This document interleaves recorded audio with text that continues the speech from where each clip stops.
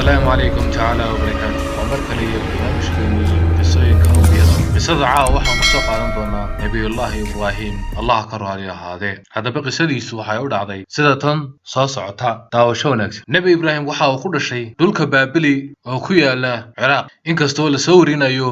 inuu ku dhashay magaalada dimashq haddana waxaa sax u dhow inuu ku noolaa dhulka baabili nabi ibraahim naxariis iyo nabadgelyo korkiisa ha ahaatee waxa uu la dhashay haaraan oo isna dhalay nabi luud sidaa awgeed ibraahim iyo nabi luud waxay ahaayeen isu adeer haddaba qoomkii nabi ibraahim waxay caabudu jireen sanamyo gaar ahaan meerayaasha ama qoraxda kadib waxa uu allah u diray nabi uu jecel yahay aadna ugu dhow isaga oo ah nabi ibraahim calayhi salaam nabi ibraahim isaga oo da'diisu ay aad u yar tahay kamuusan raalli noqon in uu caabudo waxa ay qoomkiisu caabudayeen ama ay allah la shariik yeelayaan sidoo allah quraankiisa inoogu sheegay isaga oo leh dhab ahaan waxaan u siinay nabi ibraahim hanuun mar hore annaga ayaana ogeyn oo allah ku cadeeyay aayadda 11aad ee suuratul al-anbiya nabiyullaahi ibraahim waxa uu dacwada ku bilaabay aabihii oo ahaa qofkii ugu dhawaa adeegsanayna akhlaaq wanaagsan oo ay ku dheehan tahay xushmad iyo ixtiraam waxa uu ku yiri sida tan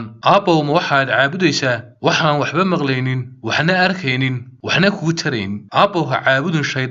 shaydaanku waa caasiga allah aabow waxaan ka cabsan inuu ku taabto cadaabka allah oo aad u noqoto shaydaan ehel iyo qaraabo balse aabihiis waxa uu ugu jawaabay ma waxaad nici adigu ilaahyadayada ibraahimow haddaad joojin weydo dacwadan aad wado waan ku dhagaxayn ee orodoo iga tag wuxuu nabi ibraahim calayhi salaam ugu jawaabay aabihiis waxaan kugu weydiin doonaa allah dambi dhaaf si uu allah kugu naxariisto adiga waanan idinka fogaanayaa idinka iyo waxa aad caabudaysa ee eebba ka soo hadhay waxaanan bari allah waxaanan mudan inaanan ku noqonin baryada eebbe mid ku khasaara sida ku cad aayadda 19aad suuratul maryam nabi ibraahim naxariis iyo nabadgelyo korkiisa ha ahaatee waxa uu adeegsaday akhlaaq suuban dabacsanaan balse aabihiis oo gaalnimadu aad ugu fogaatay waa uu ka dhaga adeegay dacwadda wiilkiisa ibraahim balse nabi ibraahim waxa uu ballan qaaday inuu dambi dhaaf u weydiiyo allah aabihiis haddaba daawade nabi ibraahim waxa uu ka biyadiiday isaga oo dhalinyaro ah inuu caabudo waxa ay caabudayaan qoomkiisu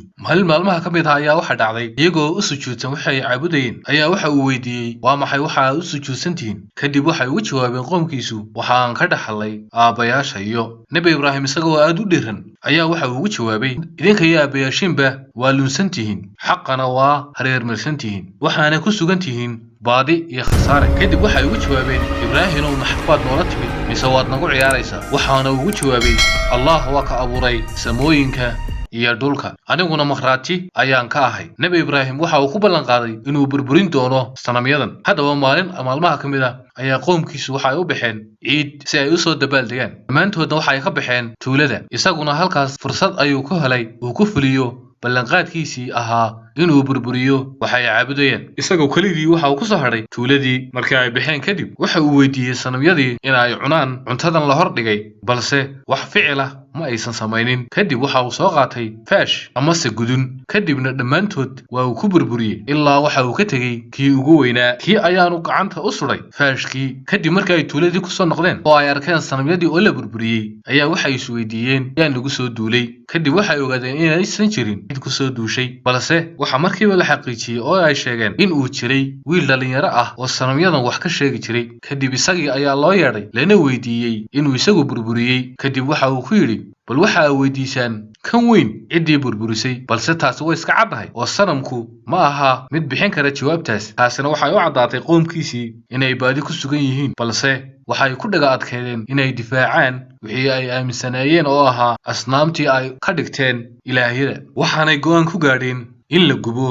nabi ibraahim waana xidheen mid wal oo ka mid ah qoomkiina waxa uu u kacay inuu doono xaabo dii lagu gubi lahaa nabi ibraahim calayhi salaam waxa ay shideen dab weyn dabkaas oo kulaylkiisa shimbiraha samada maraya ay ku soo dul daadanayeen haddii ay dul maraan kulaylka dabkan la shiday oo daraa darteed nabi ibraahim waxay ku xidhxidheen xadhko u samaysan sida wiishka oo kale kadibna waxay ku duutuureen dabkii inta uu ku sii socday ayaa waxay sarkeen ama u yimidba jibriil oo ku yidhi maxaan kuu qabtaa balse nabi ibraahim calayhi salaam waxa ugu jawaabay allah ayaa igu filan isaga ayaanan ka sugayaa inuu iga badbaadiyo dhagarta gaalada allah subxaanahu watacaala waxa uu ku amray dabkii inuusan waxba yeelin ibraahim waxaana lagu amray inuu noqdo baraf sidaas ayaanu ku badbaaday nabiyullaahi ibraahim, taasoo ah mucjiso ugu filan caddayn qoomkiisa inuu yahay qof xaq ah oo ku hadlaya qowl ka sugnaaday allah awoodda, balse waxa ay dhartiray wixii ay aaminsanaayeen. haddaba intii uu ku sugnaa ee uu la joogay qoomkiisa, nebi ibraahim waxaa rumeeyey